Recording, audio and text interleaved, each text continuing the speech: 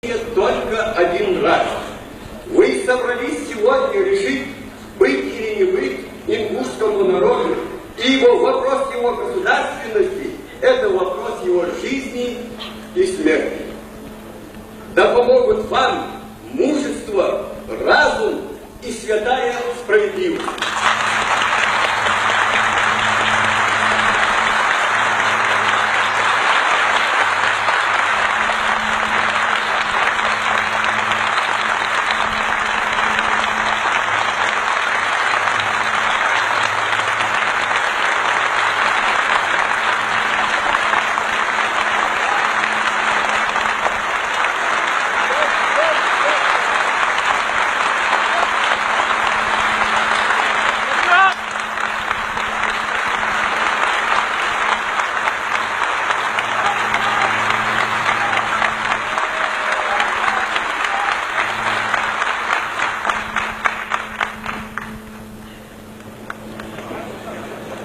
Чудало, щитенцы, попуются, подвапу, зайдутся и вот.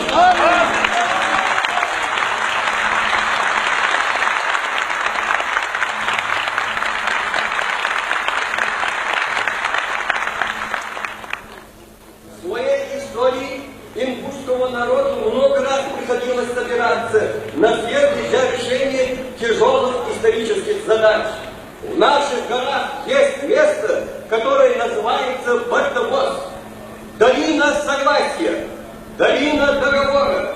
На сегодняшнем языке это можно было сказать просто. Это место съездов ингушского народа.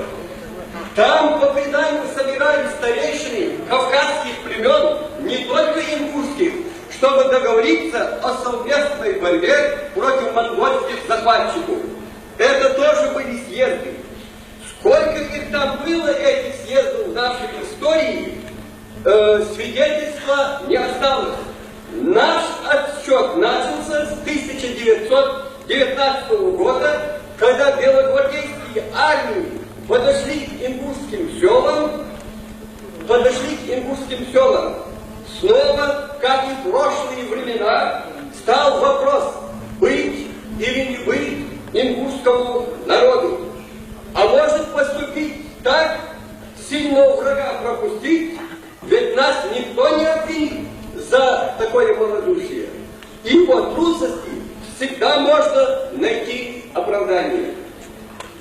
В этот грозный час наш народ остался верен слову, данному своим союзникам, своим товарищам по оружию, большевикам. Сегодня мы об этом говорим.